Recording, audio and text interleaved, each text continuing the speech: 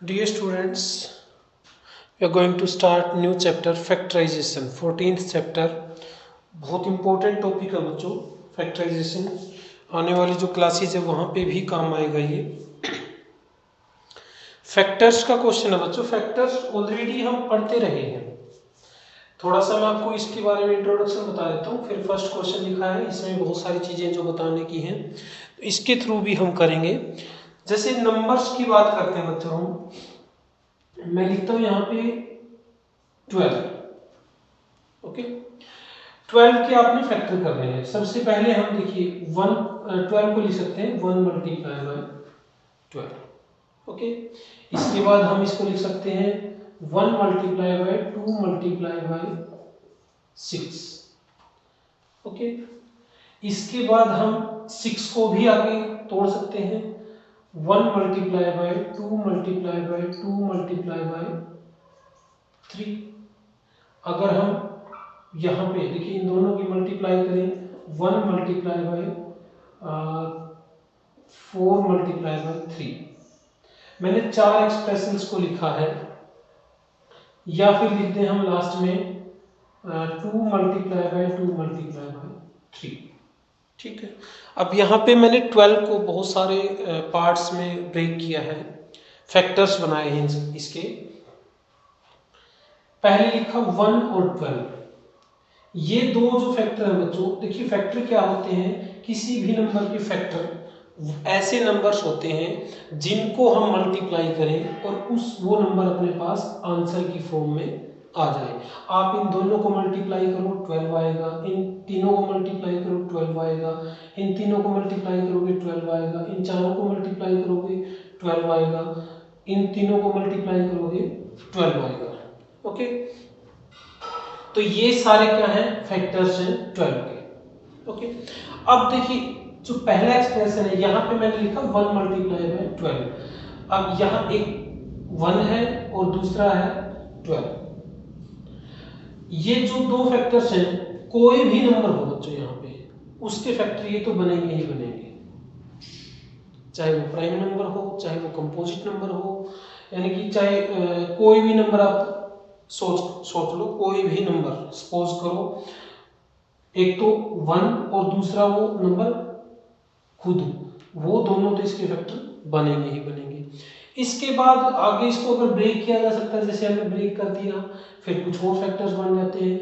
यानी कि 12 जो है जिस जिस नंबर की टेबल में आएगा, बिल्कुल सिंपली मैं आपको बता रहा हूँ, जिस जिस नंबर की टेबल में 12 आएगा वो 12 का फैक्टर होगा, वो क्या होगा, 12 का फैक्टर होगा। अब देखिए 1 से स्टार्ट करते हैं, 1 की टेबल में आता है तो 1 इसका फैक्टर होता है। वैसे 1 को फैक्टर के फॉर्म में यहाँ लिखने की जरूरत बिल्कुल भी नहीं है, जब तक स्पेशली मेंशन ना किया गया हो किसी क्वेश्चन में। 1 को तो हम ट्रिवियल फैक्टर होता है तो ऑब्वियस होता ही होता है, तो इसको लिखने की जरूरत यहाँ पे नहीं होती। अगर आप ऐसे लिखोगे तो भी सही है ये, इसीलिए मैंने 1 को लास्ट में हटा दिया। 1 तो हर एक किसी का फैक्टर होता है, 1 और खुद वो नंबर। ठीक है, तो जिस जिस नंबर की टेबल में 12 आएगा वो हर एक नंबर 12 का फैक्टर है। किसी हर एक नंबर के लिए बात है। 4 है, 4 जिस जिस की टेबल में आएगा वो सारे 4 के फैक्टर हैं। 4 किस किस की टेबल में आता है, 1 की टेबल में आता है, 2 की टेबल में आता है, 4 की टेबल में आता है, तो इसलिए 4 के फैक्टर बन जाएंगे। 12 किस किस की टेबल में आता है, 1 की टेबल में आता है, 2 की टेबल में आता है, 3 में, 4 में, 6 में और 12 में, तो वो सारे क्या है 12 के फैक्टर बनेंगे। अब देखिए इसमें ये और इनमें फर्क है, इन सभी में और इसमें फर्क है। 6 भी 12 का फैक्टर है, 2 भी 12 का फैक्टर है, 4 भी 12 का फैक्टर है, 3 भी 12 का फैक्टर है। बट इसमें और इनमें क्या फर्क है, ये ऐसे फैक्टर्स हैं, ऐसी एक्सप्रेशंस हैं जिनको हम फर्दर ब्रेक कर सकते हैं। 12 को ब्रेक किया जा सकता है, जैसे हमने कर दिया, 6 को ब्रेक कर दिया, या 2 2 या 4 को ब्रेक कर सकते हैं, बट इनको फर्दर ब्रेक नहीं किया जा सकता। 2 को ब्रेक आगे नहीं कर सकते, 3 को आगे ब्रेक नहीं कर सकते। तो ये जो है प्राइम फैक्टर्स, ऐसे फैक्टर्स जो आगे फर्दर ब्रेक नहीं हो सकते और स्मॉलर फैक्टर्स में, तो उनको हम किसी नंबर के प्राइम फैक्टर बोलते हैं। तो फैक्टर्स का टॉपिक यही, ये नंबर्स के फैक्टर्स हमने पढ़े हैं। कोई फैक्टर का होता क्या है किसी भी नंबर का फैक्टर वो नंबर होता है जिस नंबर के टेबल में ये नंबर आएगा, वो हर एक नंबर इस नंबर का फैक्टर बनेगा। लेकिन हम यहाँ पे 14 चैप्टर में बात करेंगे अलजेब्रिक एक्सप्रेशंस की, नंबर से फर्दर की बात है ये, उसके फैक्टर करेंगे हम। ठीक है, अब जैसे मैं यहाँ पे लिख दूं 3xy, ये एक अलजेब्रिक एक्सप्रेशन है बच्चों। तो इसके फैक्टर क्या क्या बनेंगे, इसका एक तो ये 3 की मल्टीप्लाई हुई है, फिर x की मल्टीप्लाई हुई है, फिर y की मल्टीप्लाई हुई है, तो 3x और y ये तीन जो है इस एक्सप्रेशन के फैक्टर है। ओके, ये अब जब हम एक्सप्रेशन को मल्टीप्लिकेशन में अलग अलग तोड़ देंगे, ब्रेक कर देंगे, तो वो सारे उसके फैक्टर बन जाएंगे और प्राइम फैक्टर होंगे, क्योंकि इनको फर्दर ब्रेक आगे नहीं किया जा सकता, तो इसलिए प्राइम फैक्टर भी होंगे। अब हम बात करते हैं बच्चों कॉमन फैक्टर्स की। जैसा कि फर्स्ट क्वेश्चन, आपका फर्स्ट क्वेश्चन भी हो जाएगा और कॉमन फैक्टर्स का भी आपको पता चल जाएगा। फर्स्ट क्वेश्चन में कुछ पार्ट्स लिए हैं, पार्ट्स आपने सारे ही करने, वैसे तो कुछ पार्ट्स आपको यहाँ पे बता रहा हूँ। पहला जो पार्ट है इसमें दो एक्सप्रेशन गिवन है, एक है 12x और दूसरा है 36। ठीक है, सबसे पहले अलजेब्रिक एक्सप्रेशन में आप नंबर्स को देखो, नंबर्स यहाँ पे 12 और यहाँ पे है 36।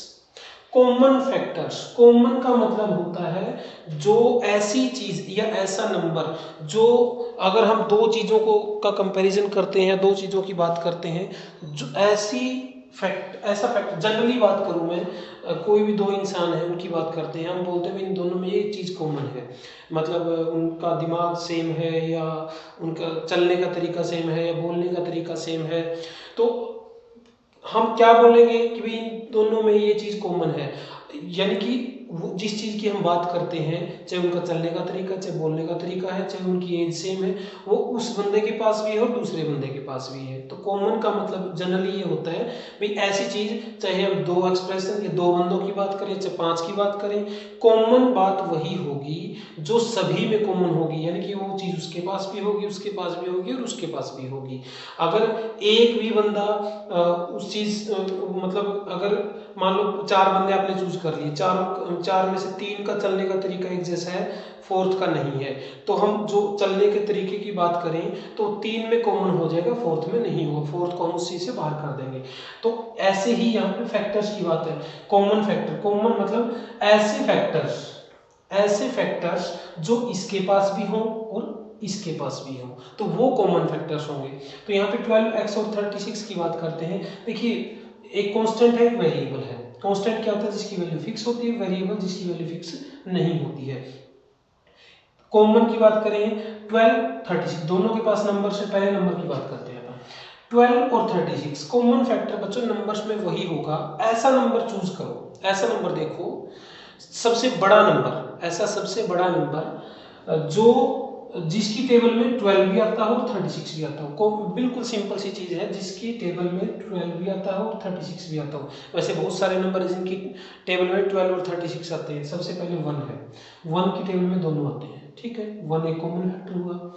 फिर 2 है, 2 की टेबल में 12 आता है, 2 की टेबल में 36 आता है, 2 भी इनका कॉमन फैक्टर है। उसके बाद 3 है, 3 भी दोनों, 3 की टेबल में भी दोनों आते हैं, 4 की टेबल में भी दोनों आते हैं, 6 की टेबल में भी दोनों आते हैं और 12 की टेबल में भी दोनों आते हैं। ठीक है, तो ये बहुत सारे नंबर है जो कॉमन फैक्टर्स हैं, बट सबसे बड़ा नंबर यहाँ पे चूज करना पड़ेगा हमें, क्योंकि वो बाकी जो फैक्टर्स थे वो तो उसके अंदर ही आ जाएंगे। तो यहाँ पे 12 ऐसा सबसे बड़ा नंबर है जिसकी टेबल में 12 भी आता है और 36 भी आता है। तो इसके जो कॉमन फैक्टर्स है बच्चों, एक तो बन जाएगा 12। अगर देखो नंबर्स की तो बात हो गई, अब वेरिएबल्स की बात करते हैं। x यहाँ पे है, यहाँ पे नहीं है, तो x तो कॉमन नहीं है, क्योंकि कॉमन चीज वो होती है जो इसके पास भी हो और इसके पास भी हो। 12 जो इसके पास भी इसके पास भी, इसलिए हमने 12 लिखा है। x नहीं है तो x कॉमन नहीं आएगा, तो इसका कॉमन फैक्टर बच्चों 12 बनेगा।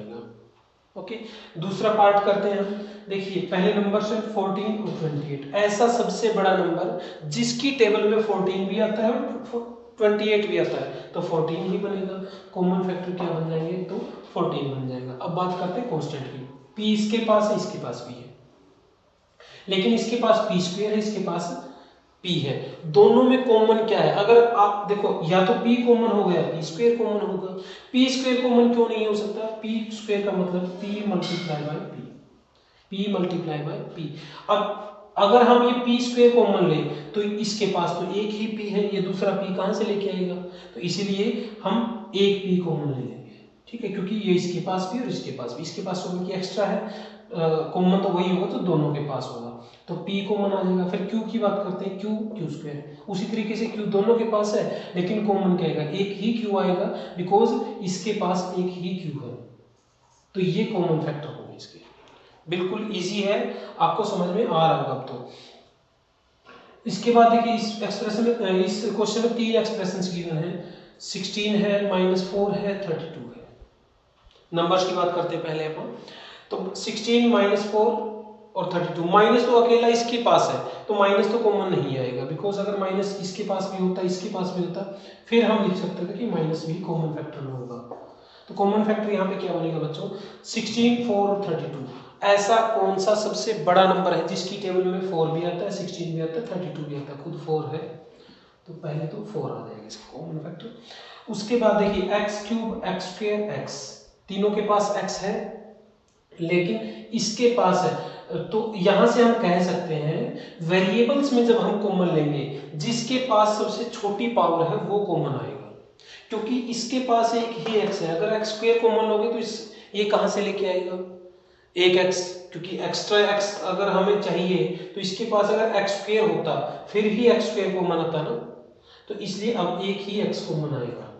इसके पास 3x है, इसके पास 1x है, 2x है, इसके पास 1x है, तो 1x कॉमन आ जाएगा। तो आप यहां से कह सकते हैं वेरिएबल्स में जिसकी सबसे छोटी पावर है वही कॉमन आएगा। अगर यहाँ x² होता तो हम x² कॉमन ले लेते। अब इसमें देखिए 3 है, 10 है, 6 है, कॉमन फैक्टर की बात करते हैं तो कॉमन फैक्टर। अब ऐसा नंबर देखो बच्चों जिसकी टेबल में 3 भी आता हो, 6 भी आता हो और 10 भी आता हो। मेरे हिसाब से ऐसा कोई नंबर नहीं है 1 को छोड़ के। अगर हम 1 को छोड़ दें, चलो मैंने 1 लिख दिया एक बार, क्योंकि 3 और 6 ये 3 की टेबल में आते हैं, 6 और 10 ये 2 की टेबल में आते हैं, 10 और 3 ये किसी की टेबल में नहीं आते 1 को छोड़ के। तो तीनों की बात करनी है, अपने 2 की बात नहीं करनी, तीनों की बात करनी है।